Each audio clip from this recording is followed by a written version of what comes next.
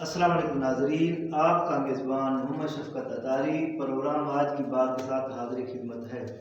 ناظرین کرام، آج ہم نماز کا عملی طریقہ یعنی پریکٹیکل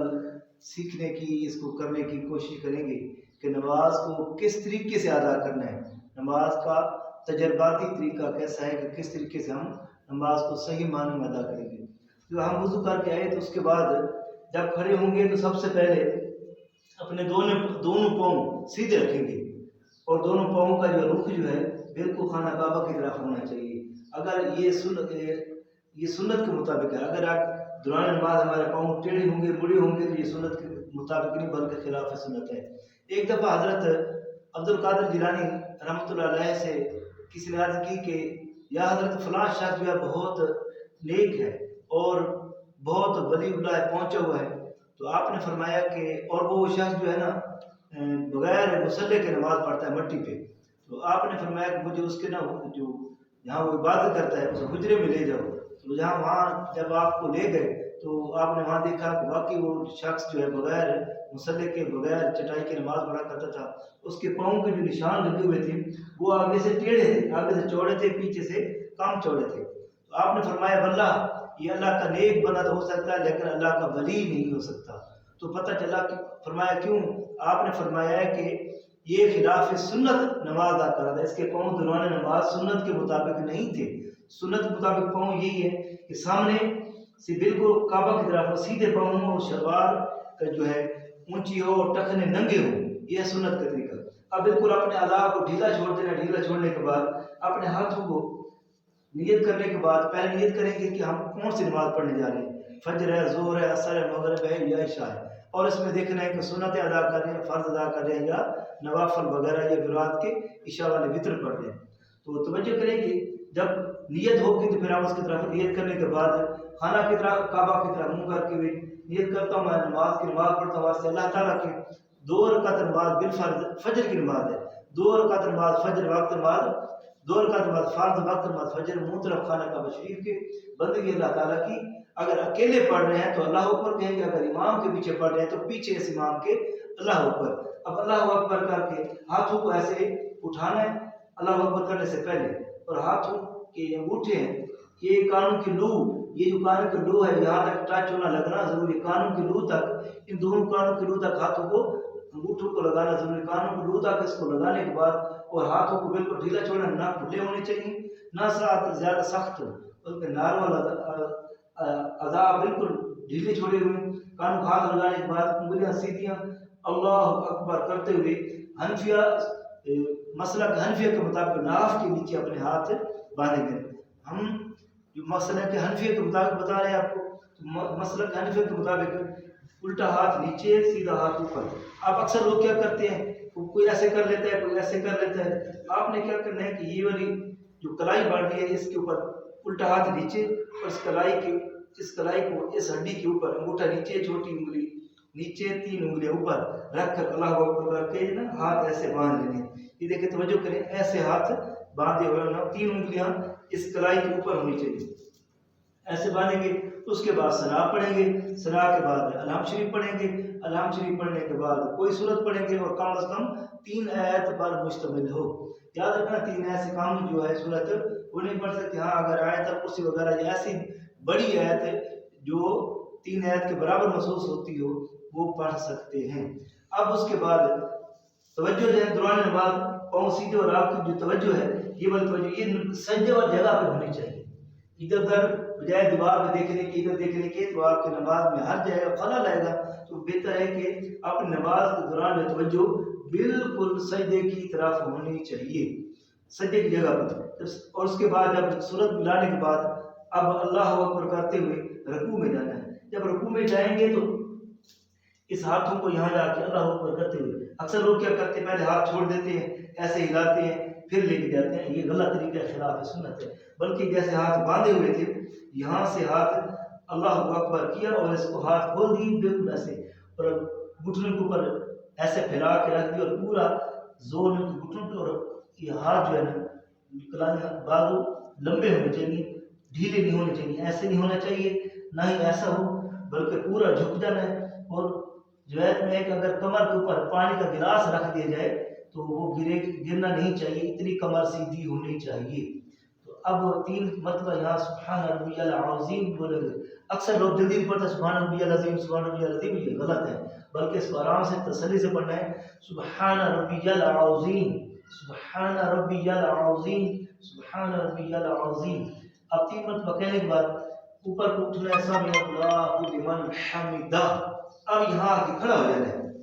سمیع اللہ لمن حمدہ، دہ کہتے ہوئے کھڑے ہو جائیں گے، اور اس رکوع کے درمیان کھڑے ہونے کو قوما کہتے ہیں، رکوع کے درمیان کھڑے ہونے کو قوما۔ یہاں 1 مرتبہ سبحان اللہ کے برابر کھڑا ہونا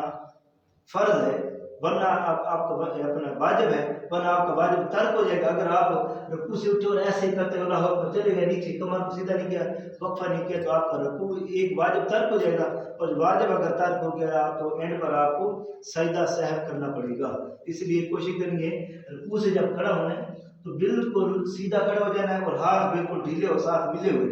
اور توجہ جو ہے بالکل سجدہ گاہ کی طرف ہونی چاہیے۔ اور یہاں سمیع اللہ لمن حمدہ کے بعد ربنا لک الحمد، اس کے بعد اللہ اکبر کہتے ہوئے پہلے جو ہے نا وہ گھٹنے، اکثر لوگ کیا کرتے ہیں یہاں اٹھے کپڑوں کو سمیٹنا چاہیے، کپڑوں کو نہیں سمیٹنا، بلکہ ایسے جاتے ہوئے ہاتھ ایسے کرنے، سب سے پہلے گھٹنے نیچے رکھنے، پھر اس کے بعد ہاتھوں کی ہتھیلیاں، پھر اس کے بعد ماتھا، ناک کے بعد ماتھا، یہ سجدے کا طریقہ ہے۔ توجہ کریں پھر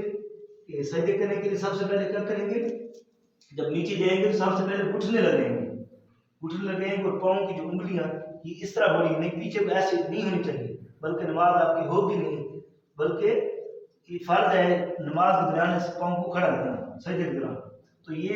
انگلیاں نیچے بچھی ہوئی ہونی چاہیے، ان کے جو انگلیوں کا پیٹ ہے وہ زمین کے ساتھ، صف کے ساتھ یا مصلی کی جگہ پر لگا ہونا ضروری ہے۔ ایسے جائیں گے، پہلے گھٹنے نیچے رکھے، اب اس کے بعد ہاتھ، پھر اس کے بعد ناک لگے گا، اور آخر میں ماتھا لگے گا۔ تو یہاں جب اندر جائیں گے اکثر لوگ کیا کرتے ہیں ایسے ہاتھ نکال لیتے ہیں، ساتھ والے کو تکلیف ہوتی ہے، اور یہ خلاف سنت بھی ہے۔ اس کا جو طریقہ ہے جب سجدے میں جانا ہے تو بالکل ایسے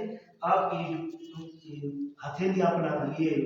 کلا یا اپنے کونی ہے یہ ایسے نہیں نکلے، بلکہ سیدھی آپ کے رانوں کے برابر ہونی چاہیے، اور ایسے ساتھ والے کو بھی لگے، اور آپ کا سجدہ بھی پورا، اور کوشش کرنی ہے کہ ناک کی ہڈی اور ماتھے کے اوپر زور آنا چاہیے، اور پتہ چلنا چاہیے کہ یہ میری جگہ لگ رہی ہے اس فرش پر۔ تو یہاں جب اس کو رکوع میں جائیں، سجدے میں جائیں گے، جیسے 3 مرتبہ سبحان ربی الاعلیٰ، سبحان، اکثر لوگ کہتے ہیں سبحان ربی الاعلیٰ سبحان ربی الاعلیٰ، یہ غلط ہے، بلکہ قرآن پاک کے اللہ کے نام کے ساتھ بھی ہم وہ کرتے ہیں، زیادتی کرتے ہیں، اس کو غلط پڑھنے کی کوشش کریں، بلکہ کوشش کریں اس کو آرام سے پڑھیں، تسلی سے، سبحان ربی الاعلیٰ سبحان ربی الاعلیٰ سبحان ربی الاعلیٰ، یہ 3 مرتبہ جو ہے سجدے میں کریں گے۔ اب 3 مرتبہ کرنے کے بعد اب آپ نے کیا کرنا ہے، پہلے ماتھا اٹھے گا سجدے گاہ سے، پھر جو ہے ناک اٹھے گا، پھر گردن، پھر ہاتھ، ٹھیک ہے۔ اب آپ نے ایک پاؤں بچھا دینا ہے، الٹا پاؤں، سیدھا پاؤں کھڑا رکھنا ہے۔ یہ توجہ کریں، اگر آپ کیمرہ مین دکھا لیں تو یہ دیکھیں کہ یہ پاؤں بچھا ہوا، اور یہ جو ہے انگلیاں مڑی ہونی، پیٹ اس کا جو ہے نا بالکل نیچے ہونا چاہیے، تاکہ دوران سجدہ جو ہے پاؤں آپ کو اٹھنا نہیں چاہیے۔ اگر دونوں پاؤں سجدہ کرنے کے بعد ایک پاؤں بچھا لیں گے، ایک کو کھڑا رکھیں گے، اگر یہ دوسرا بھی نیچے بچھ گیا تو آپ کی نماز سرے سے ہوگی نہیں، نماز ٹوٹ جائے گی، نئے سرے سے ادا کرنی پڑے گی، کیونکہ دوران نماز پاؤں کھڑا کر کے رکھنا ضروری ہے۔ تو سجدہ کرنے کے بعد وقفہ کرنا ہے، اکثر لوگ کیا کرتے ہیں سجدہ کیا یہاں سے پھر واپس ایسے فوراً دوسرے سجدے میں چلے گئے، تو یہ غلط ہے۔ تو یہ ایک سجدے کے بعد درمیان میں بیٹھنے کو جلسہ کہتے ہیں، ایک سجدے کے بعد درمیان میں بیٹھنے کو جلسہ، اور ایک مرتبہ سبحان اللہ کے برابر، ایک دفعہ سبحان اللہ کے برابر وقفہ کرنا ہے۔ پہلے سجدے میں گئے، اس کے بعد دوسرے سجدے میں اٹھے، اللہ اکبر کہتے ہیں، ہاتھ رکھ کے یہاں پر،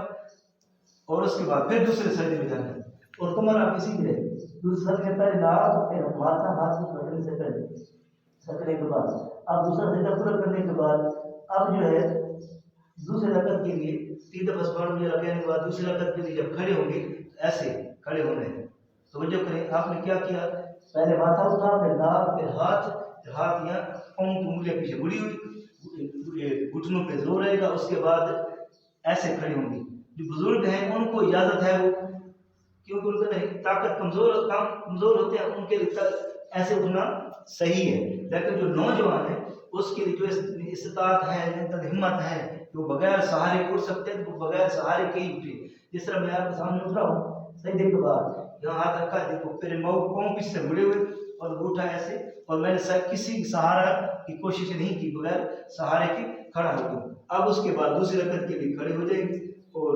हाथ बांधने के बाद जो है फिर वही तरतीब, आप सुबहान अल्लाह नहीं पढ़ेंगे दूसरी रकत में, बल्कि आराम से शुरू करेंगे, सुरूद मिलाएंगे, फिर सजदे में जाएंगे। इसी तरह जब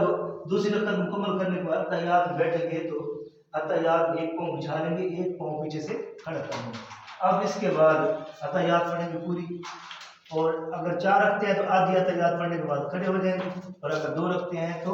2 रकत में दूसरी रकत में पूरी कर लेंगे अत्तहियात। उसके बाद बैठ और सलाम फेरना है। अक्सर लोग सलाम फेरते हुए पता क्या करते हैं, ऐसे फेरा सलाम अस्सलाम वालेकुम रहमतुल्लाह ऐसे देखते हैं, अस्सलाम वालेकुम रहमतुल्लाह ऐसे देखते हैं, बल्कि नहीं है, हमें सलाम नहीं करना है। पहले नियत करिए फरिश्तों की जो हमारे साथ किरामुल कातिबीन है, तो ये हमारे साथ बैठे हुए हैं, पहले इनको सलाम करने दाएं कंधे की तरफ सलाम अस्सलाम वालेकुम रहमतुल्लाह, फिर इस तरह देख सकते हैं, बाकी को नियत करनी। इस तरह दूसरा अस्सलाम वालेकुम रहमतुल्लाह, फिर दूसरे को देखते हैं। अब जो है हम रुकू से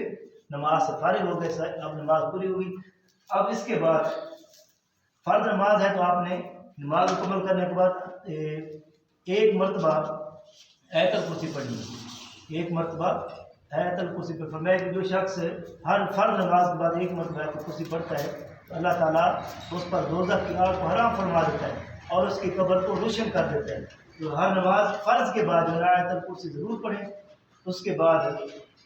33 मरतबा सुबहानल्लाह, 33 मरतबा सुबहानल्लाह, 33 मरतबा अल्हम्दुलिल्लाह और 34 मरतबा अल्लाहु अकबर। ये तस्बीह फ़ातिमा इसको बोलते हैं। तो मैं एक मरतबा कोई सहाबा कराम हुज़ूर अकरम सल्लल्लाहु अलैहि वसल्लम की खिदमत में हाजिर हुए और अर्ज़ करने के या रसूलल्लाह सल्लल्लाहु अलैहि वसल्लम, वो फलां शख्स जो अमीर है, बहुत अमीर है, वो नमाज़ें पढ़ते हैं, सदक़े करते हैं, खैरात करते हैं, हम गरीब बंदे हैं, हम सजदा खैरात नहीं कर सकते, तो हमसे तो वो लोग आगे निकल जाएंगे, तो हम तो सवाब में हमारी कमी आ जाएगी। तो इसी दौरान जिब्रील अलैहिस्सलाम तशरीफ लेके आए और अर्ज़ की कि या रसूलल्लाह सल्लल्लाहु अलैहि वसल्लम, अपने दोस्तों को सहाबा कराम को बता दें कि जो शख्स हर नमाज के बाद 33 मरतबा सुबहानल्लाह, 33 मरतबा अल्हम्दुलिल्लाह और 34 मरतबा अल्लाहु अकबर पढ़ लेगा तो उसके लिए उतना ही दर्जा सवाब मिलेगा जितने लोग सदका खैरात करने वाले को सवाब मिलता है। तो पता चला कि गरीब लोगों के लिए बड़ी आसानी हो गई कि नमाज के बाद अगर ये 3 अमल कर लें तो इंशाअल्लाह उनको उन लोगों के बराबर अजर सवाब मिलेगा। तो उम्मीद काफ़ी है आप लोगों को ये चीज़ें समझ आई। अगर मेरी किसी चीज़ में नमाज दौरान को गलती हो तो कमेंट में ज़रूर बताना कि आपकी ये कोई मसला है, तो ताकि मेरी भी इस्लाह हो जाए। इसी तरह बात है ये अगर आपको अच्छी लगी है तो दूसरों तक पहुँचाएँ ताकि ये हमारे और आपके लिए सदका जारी। अल्लाह ताला हम सबको सही मानो में नमाज अदा करने की तौफीक अता फरमाए। आमीन बिजाल में वसल्लल्लाहु तआला अलैहि वसल्लम।